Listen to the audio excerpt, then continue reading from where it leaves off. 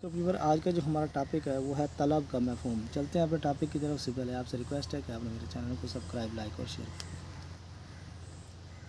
आम बोल चाल में तलब से मुराद किसी शय या खिदमत के असूल की तमन्ना या ख्वाहिश ली जाती है, लेकिन इल्म मुआशियात में महज आरज़ू या ख्वाहिश को तलब का नाम नहीं दिया जा सकता, क्योंकि एक गरीब मज़दूर आलीशान बंगले और कार की ख्वाहिश तो कर सकता है, लेकिन उसे ख़रीदने की इस्तिताअत नहीं रखता,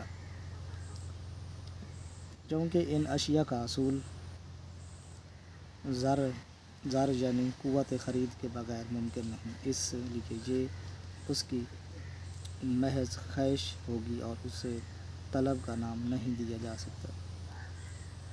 दूसरी तरफ अगर एक सरमायादार के पास कार ख़रीदने के लिए यानी इस्तिताअत क़ुव्वत हो तो यानी वो उसे ख़रीदने का इरादा ना करे तो इस्तिताअत रखने के बावजूद कार के लिए इसकी तलब नहीं होगी। बस किसी शय की तलब के लिए दो शराइत का पूरा होना ज़रूरी है: शय को हासिल करने का इरादा, शय को हासिल करने की क़ुव्वत। इन दोनों में से किसी एक की अदम मौजूदगी से तलब पैदा नहीं हो सकती। बस हम कह सकते हैं कि किसी शय की तलब के इरादा और क़ुव्वत दो ज़रूरी अवामिल हैं। यानी जब कोई शख्स किसी शय को ख़रीदने का पुख्ता इरादा करे और उसके पास क़ुव्वत यानी ज़र भी हो तो फिर वो शय की तलब करेगा। किसी शय की तलब का ज़िक्र उसकी कीमत के बगैर नहीं किया जा सकता, क्योंकि ये हमेशा एक मखसूस कीमत से वाबस्ता होती हैं। आम तौर पर यह देखा गया है कि जब किसी शय की कीमत कम होती है तो उसकी तलब फैल जाती है और कीमत बड़े पुर तलब सुकड़ जाती है। इस तरह शय की कीमत का तफावल बनती है। तलब के तसव्वुरात। तलब के बारे में जानना भी ज़रूरी है कि मुख्तलिफ़ अशिया की तलब एक दूसरी की तलब से वाबस्ता होती हैं, क्योंकि अक्सर अशिया की तलब में बाहमी ताल्लुक़ होता है और उनका तलब का एक दूसरी की तलब पर इन्हिसार होता है। लिहाजा इनके बाहमी ताल्लुक़ की बिना पर तलब के दर्ज झैल तसव्वुरात की वज़ाहत ज़रूरी है। माख़वज़ तलब। बाज़ अशिया की तलब बराह रास्त नहीं होती, बल्कि बाज़ दीगर अशिया की तलब की वजह से उन्हें तलब किया जाता है,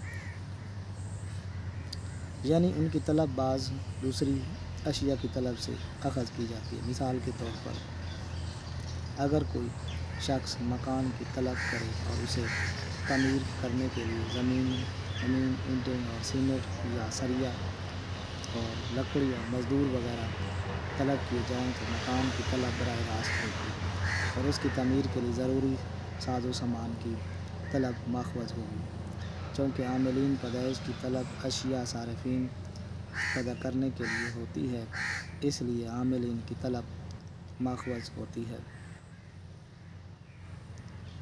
मुश्तरक तलब। बाज़ हाजात की तस्कीन के लिए बैक वक्त एक से ज़्यादा अशिया तलब की जाती हैं। ऐसी अशिया की तलब मुश्तरक होती है, मसलन कारल और पेट्रोल पन और स्याही या गेंद वगैरह, बल्ला वगैरह। चूँकि ऐसी अशिया लाजिम और मज़लूम होती है, इसलिए इनमें से अगर किसी एक शय की कीमत बदल जाए तो दूसरी शय की तलब में तब्दीली आ जाती है।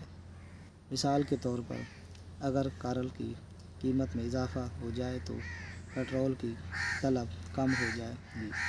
मुआशी इस्तिलाह में ये तकमील अशिया कहलाती है।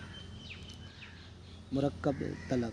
बाज़ अशिया को एक से ज़ायद मकासद के लिए इस्तेमाल में लाया जाता है, मसलन लकड़ी जलाने, फर्नीचर बनाने और मकानात की तमीर और रेल के डब्बे तैयार करने के लिए तलब की जाती है। जब मुख्तलिफ़ मकासद के